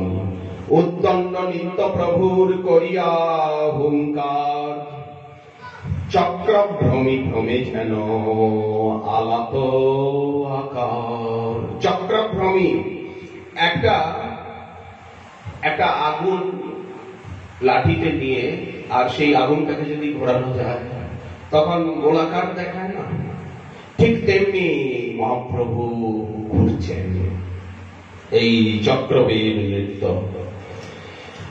নৃত্যে প্রভুর যাহা যাহা পরিপদতল, শশাগর শৈলমণি করে টলমল। পৃথিবী যেন কাঁপছে, স্তম্ভ শ্বেত পুলক অশ্রু কম্প বৈবর্ণ, নানা ভাবে বিবশতা গর্ব হর্ষ দৈন্য। আছাড় খাইয়া পরে ঘুমে গড়ি যায়। নৃত্য করতে করতে লাফ দিয়ে প্রভু একেবারে চিৎপাত হয়ে বড়দাণ্ডে পড়ে গেছেন। এবার বড়দাণ্ডে গড়াতে গড়াতে গড়াতে গড়াতে চলেছেন। বড়দাণ্ডের সেই বালু প্রভুর স্বর্ণকেতকী অঙ্গে একেবারে সারা গায়ে প্রভুর বালু লেগে গেছে। সুবর্ণ পর্বত যেন ভূমিতে লোটায়। নিত্যানন্দ প্রভু দুই হাত পসারিয়া প্রভুরে ধরিতে চাহে আশেপাশে ধাইয়া। মহাপ্রভু যেখানে যেখানে নৃত্য করতে করতে যাচ্ছেন বা পড়ে যাচ্ছেন, গড়াগড়ি দিচ্ছেন, নিত্যানন্দ প্রভু ধরতে যাচ্ছেন কিন্তু সাহস পাচ্ছেন না। পাশে যদি প্রভুর রসভঙ্গ হয়, প্রভু পাচ্ছে আর নিত্যানন্দের পাচ্ছে, নিত্যানন্দ প্রভুকে যাতে প্রভু ওই রকম যে লাফ দিয়ে পড়ে যাচ্ছেন, গড়াগড়ি দিচ্ছেন, নিতাইচাঁদ ভাবছে পড়ার আগেই আমি এরকম করে ধরে প্রভুকে কোলে নেব, কিন্তু মনে মনে আবার ভয় পাচ্ছেন প্রভু যদি দুঃখী হন। এখন প্রভু ভক্ত ভাবে লীলা করছে, দণ্ডবোধ করছেন, এখন যদি কোলে ধরে নি তাহলে প্রভু তো দুঃখ পাবে। আর অদ্বৈত আচার্য প্রভু উনিও নিতাইচাঁদের পাশে পাশে আনন্দে নৃত্য করছেন।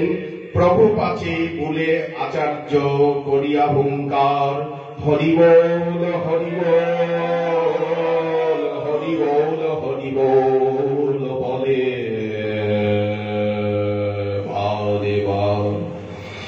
লোক নিবারিতে হইল তিন মন্ডল। এখন মহাপ্রভু যেভাবে নৃত্য করছেন, রথ ঘর ঘর করে চলছে, আর যেভাবে উনি লাফ দিয়ে পড়ে আছাড় খেয়ে গড়াগড়ি দিয়ে চলে যাচ্ছেন, তো এখন মহাপ্রভুকে কি করে রক্ষা করা যায়?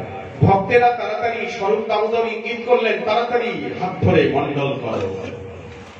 মানে ভক্তগণ গোল হয়ে এক মন্ডল, দুই মন্ডল, তিন মন্ডল, যাতে মহাপ্রভুকে রক্ষা করতে হবে। তো রথ ঘর ঘর ঘর ঘর ঘর ঘর করে রথ চলছে আর মহাপ্রভু এই লীলা করছেন, পড়ে যাচ্ছেন। আচ্ছা, পড়ে গিয়ে যদি উনি গড়িয়ে এগিয়ে না যান তাহলে তো রথ ভিড় এসে যাচ্ছে কাছে। ওই জন্য মহাপ্রভুকে বাঁচাতে ভক্তেরা বেড়া দিয়ে দিলেন, এক মন্ডল, দুই মন্ডল, তিন মন্ডল, রথকে দাঁড় করাতে হবে। তো এইভাবে অন্যের আছুক নৃত্য, অন্যের আছুক জগন্নাথের আনন্দ অপার। যখন মহাপ্রভুর এইভাবে নৃত্যে আবেশ এসে গেল তখন রথকে জগন্নাথ দাঁড় করিয়ে দিলেন। রথ স্থির কইল আগে না করে গমন, অনিমিক নেত্রে করে নৃত্য দর্শন। কে? জগন্নাথ মহাপ্রভুর নৃত্য দেখছেন। সুভদ্রা বলরামের হৃদয়ে উল্লাস, নৃত্য দেখি দুই জনার শ্রীমুখেতে হাস। উদ্দণ্ড নৃত্যে প্রভুর অদ্ভুত বিকার, অষ্টসাত্ত্বিক ভাবোদয় হয় সমকাল। সারা দেহটা একেবারে কাঁঠালের মতো হয়ে গেল, কদম ফুলের মতো হয়ে গেল। মাংস ব্রণ সম রমবৃন্দ পুলকিত। যেমন মহাপ্রভুকে দেখে মনে হচ্ছে শিমুল গাছ অথবা কাঁঠাল, যেন গায়ে অজস্র কদম্ব কুসুম। শিমুলির বৃক্ষ যেন কণ্টকে বেষ্টিত। এক এক কখনো কাঁপছে, কম্প হচ্ছে, তখন দেখা যাচ্ছে না প্রভুকে। আবার দন্তগুলো কাঁপছে, দাঁত কাঁপছে। এক এক দন্তের কম্প দেখি লাগে ভয়, লোকে জানে দন্ত সব খসিয়া পড়য়। এত ঘর্ম, সেই স্বর্ণ উজ্জ্বল অঙ্গের থেকে এত ঘাম বেরোচ্ছে, সর্বাঙ্গে প্রচ্ছেদ ছুটে, তার ভিতরে আবার রক্তবিন্দু, লাল ছোট ছোট ছোট ছোট রক্তবিন্দু সারা দেহে। সর্বাঙ্গে প্রচ্ছেদ ছুটে তাহে রক্তোদ্গম। জগন্নাথ কইতে নারে, ওই যে দন্তগুলো ঠক ঠক ঠক ঠক ঠক করে কাঁপছে, কণ্ঠরুদ্ধ হয়ে গেছে, জগন্নাথ কইতে নারে, জয় জগন্নাথ, জয় জগন্নাথ, জয় জগন্নাথ। এই যে উনি হুঙ্কার দিচ্ছেন, তো জগন্নাথ কইতে নারে, জ জ গ গ, জ জ গ গ গ গ বলে জগন্নাথ কইতে নারে, গদগদ বচন। আর চোখ দিয়ে জল পড়ছে কিরকম, বলে পিচকাঠির মতো। যখন ঘুরছেন তখন চারিদিকে ভক্তগণের অঙ্গে গিয়ে মহাপ্রভুর নয়ন জল পড়ছে। জলযন্ত্র, জলযন্ত্র বলতে পিচকাঠির মতো চোখে জল, জলযন্ত্র ধারা চলছে, বহে অশ্রু জল। তো উনি ঘুরছেন, তো নৃত্য করছেন, সব সেই জল গিয়ে ভক্তদের গায়ে লাগছে, যেমন পিচকারি দিয়ে জল দিলে যেমন হয়। জলযন্ত্র ধারা জইছে, বহে অশ্রু জল। আশেপাশে লোক যত ভিজিল সকল, দেহকান্তি গৌরবর্ণ দেখিয়ে অরুণ। কখনো শ্রীবিগ্রহ লাল, একেবারে লাল টকটক করছে প্রভু, কখনো সাদা হয়ে যাচ্ছে মল্লিকা বেলি ফুলের মতো পুরো শরীরটা। কভু স্তম্ভ, কভু প্রভু ভূমিতে লুটায়, শুষ্ক কাষ্ঠ সমপদ হস্ত না চলয়। এইরকম অলৌকিক নৃত্য করতে করতে এইবার প্রভু অভিনয় আরম্ভ করলেন কীর্তনকে। এতক্ষণ তো উদ্দণ্ড কীর্তন হচ্ছিল, এইবার গীতিনাট্য আরম্ভ করলেন, অভিনয় লীলাভিনয় আরম্ভ করলেন। এখন কীর্তন খোল আসতে চলছে। জগন্নাথে মগ্ন প্রভুর নয়ন হৃদয়, শ্রীহস্ত যুগে করে গীতের অভিনয়। গীতিনাট্য যা যা বলা হচ্ছে সেটা শরীরের দ্বারা দেখানো হচ্ছে। গৌর যদি পাছে চলে শ্যাম হয় স্থিরে, প্রভু যদি পিছনে চলে গেছেন রথের, তো রথ চলছে না। গৌর যদি আগে চলে তবে রথ চলে ধীরে ধীরে। এই মতো গৌর শ্যামে দোহে ঠেলা ঠেলি, শরথে শ্যামের রাখে গৌর মহাবলী। নাচিতে নাচিতে প্রভুর হইল ভাবান্তর, হস্ত তুলি শ্লোক পরে করি উচ্চেশ্বর। ইয়ঃ কৌমার হরস্বৈব হি বরস্তাৈব চৈত্রক্ষপা, স্তেচন মিলিত মালতি সুরভয়। প্রৌঢ়া কদম্বা নীলা, সা চৈবাস্মি তথাপি সুরত ব্যাপার লীলাও বিধৌ। রেবা রেবা রৌধসি বেতসি তরুমূলে, চেতঃ সমোৎকণ্ঠতে। এক নায়িকার উক্তি। নায়ককে দেখে নায়িকা বলছেন যে বহুদিন আগে রেবা নদীর তীরে বেতসী লতার কুঞ্জে তোমাকে আমি প্রথম প্রিয়তম রূপে পেয়েছিলাম।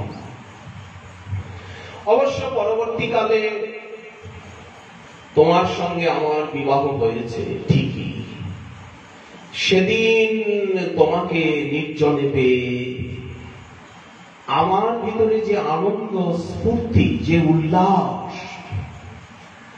আজ কিন্তু তুমিও আছো আমিও আছি, কিন্তু সেই দিনের যে সুখময় স্মৃতি, প্রথম দেখা, সেই আনন্দের স্মৃতি ভুলতে পারছি না। সব সময় সেই দিনের কথাই মনে পড়ে।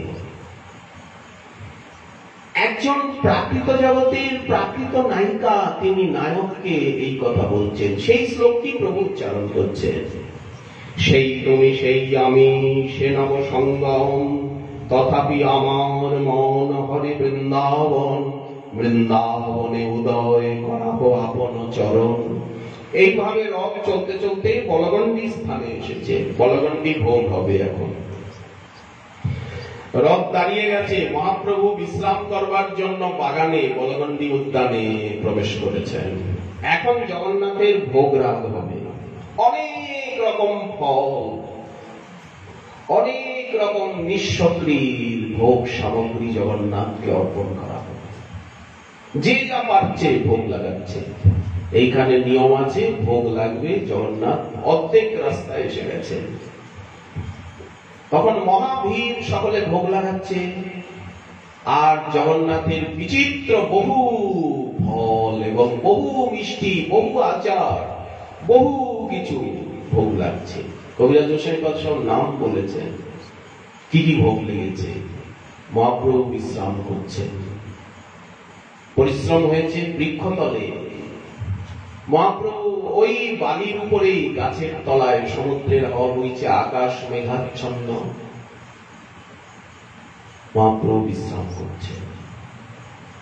জগন্নাথ ভোগ সেবা গ্রহণ করুন, মহাপ্রভু বিশ্রাম করুন। প্রতাপ রুদ্রদেব এসে এই সময় চরণ সম্বাহন করতে করতে গোপীগীতির শ্লোক শোনাচ্ছে। তব কথামৃতম। মহাপ্রভু রাস নৃত্য করছিলেন যেন, এই জন্য সেইভাবে বিভাবিত। এই সার্বভৌম ভট্টাচার্য শিখিয়ে দিয়েছেন মহাপ্রভুকে এই সময় তুমি গোপীগীত শোনাবে, ছদ্মবেশে, বৈষ্ণব বেশে গিয়ে। তব কথামৃতম জয়তি দেধিকম। এই অধ্যায় নৃপতি করেন পঠন। শুনিতে শুনিতে প্রভুর সন্তোষ অপার। গোল গোল গোল গোল, আরো বলো। কে বন্ধু? তুমি আচমনিতে এসে আমাকে কৃষ্ণ লীলামৃত পান করাচ্ছ। তব কথামৃতম শ্লোক রাজাজি পড়িল। উঠি মহাপ্রভু প্রেমাবেশে তারে আলিঙ্গন করিল। এই গজপতি প্রতাপ রুদ্রদেবের উদ্ধার লীলা। তারপরে মহাপ্রভু এইবার প্রসাদ সেবা করবেন। সব ভক্তগণকে প্রসাদ এসে গেছে বাগানের ভিতরে, যত রকম ভোগ লেগেছে রাজার ইঙ্গিতে। তুলসী পরিচা, কাশী মিশ্র, বাণীনাথ পট্টনায়ক, এরা প্রসাদের সেবক সব এসে গেছে। বাগান ভরে গেছে প্রসাদে প্রসাদে, ফলে ফলে, আচারে, নানা রকম ক্ষীরের মিষ্টি, নানা রকম। আমরা আগামীকাল আস্বাদন করবো সেই লীলা। সন্ধ্যারতির সময় হয়ে গেছে। বাবাজি মহারাজ সন্ধ্যারতি দর্শন করেন, কীর্তন নর্তনের সময়।